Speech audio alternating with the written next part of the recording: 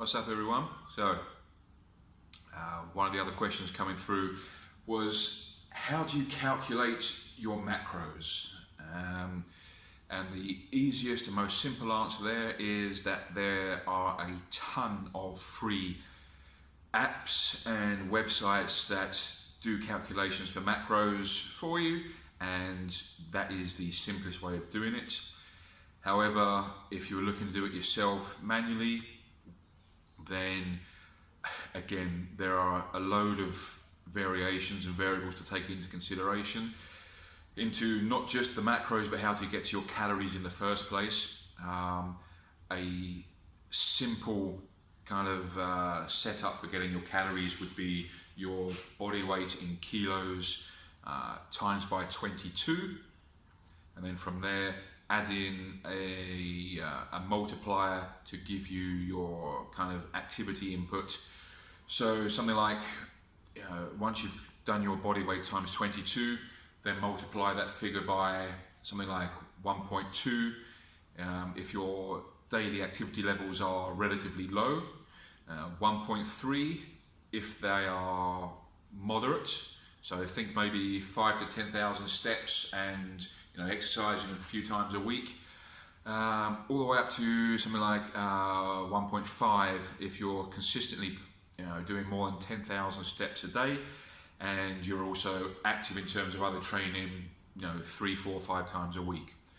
So once you've got your calorie amount there, you can then break it down further into how much protein, how much carbs, and how many fats you want to allocate in your diet. Protein, again, there's a range you can work with here. The easiest way to do it would simply be your body weight I'm trying to remember now, your body weight in kilos times by 2. That's the easiest way to get. So if I am 100 kilos, I'm not, but if I was, then I'd set my protein roughly at about 200 grams per day. Okay? From there, I'd look at securing my fat intake. Now, anything from 20 to 30% is a good ballpark figure to work with. If you prefer a higher fat intake, you like fattier cuts of meat, you like to incorporate lots of cheese and dairy and things that have a higher fat content in general in your nutrition, then go for the higher end and not for 30%. If you're like me, who's very much more a high carb person and low fat kind of taste buds, then look at 20, maybe 25%. So what you do is you take your total calories that you got in your first calculation times by 20%. That would give you your set amount of calories allocated towards fats. There are 9 calories per gram, so you would take that number and divide it by 9, and that would give you your amount of fat grams roughly per day to work with. So you've now got your protein grams, so 200 grams, you've now got your fats, and then the calories that are left over after those two equations would be then allocated towards your carbs. Carbohydrates are at 4 calories per gram, so those remaining calories you divide by 4, and that is your set amount of carbohydrates for the day.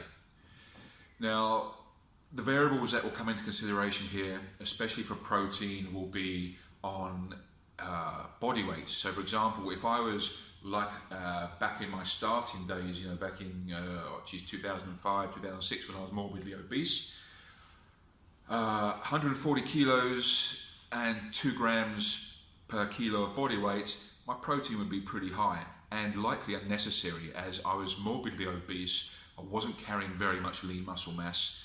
So to set it at that would be, so much a bit wasted in reality. I could likely put that 2 grams against my goal weight of say 100 kilos, and that would be more than adequate. Alternatively, if somebody is very lean and they're in a dieting phase, they'll likely need slightly more protein per kilo, as a precautionary measure to buffer any potential shortfall of protein, which would then help to mitigate any lean muscle loss during the process. Then you've got other factors like whether the kind of training somebody is doing. Endurance athletes do not need anywhere near as much protein as strength training athletes. Somebody who's older, kind of 40 and above, will need more protein than somebody in their 20s or 30s to help prevent, again, muscle mass loss, lean mass loss, bone density, those kind of issues, and especially more so in women. So there is a range to work within, 1.6 up to 2.4 grams per kilo is probably where that range will work within, but 2 grams per kilo is the safe bet. On top of that, the carbohydrate side and the fat side, if somebody does want to go low carb and they much prefer fats, not necessarily keto approach, which is 70% of your dietary requirement coming from fats, but higher than the 20% to 30% range for carbohydrates, for fats, then, and they want to push it up to 40%, 50%, then they can also do that. The balance of where your carbohydrates and fats are really doesn't matter too much in terms of body composition. In my experience, it does matter in terms of performance, in that somebody fueling themselves on a higher carbohydrate intake will perform better than somebody performing with a higher fat intake. But again, that is largely down to other reasons involved in the process and the assimilation of that energy into the performance itself. So with regards to that, it's really down to the person. If you're just a lifestyle client looking for losing some weight, losing some fat, then you can play around with it as much as you like. So again, the basics there. Once you've set your calories, a good starting point is 2 grams per kilo for your protein intake. Set your fats at 20 to 30% of your total calorie amount, and then the balance would fall to carbohydrates, and you're then ready to go. The caveat to all of this is your starting calories and your macros are just that. They are a starting point on which to form the basis and the foundation of your journey, be it recomposition, so getting lean but keeping body weight roughly the same, losing body fat, whether it be pure fat loss and or whether you're looking at lean muscle gain. Okay, so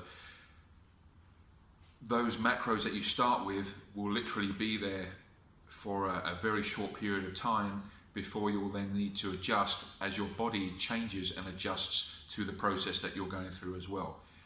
The body isn't a static system.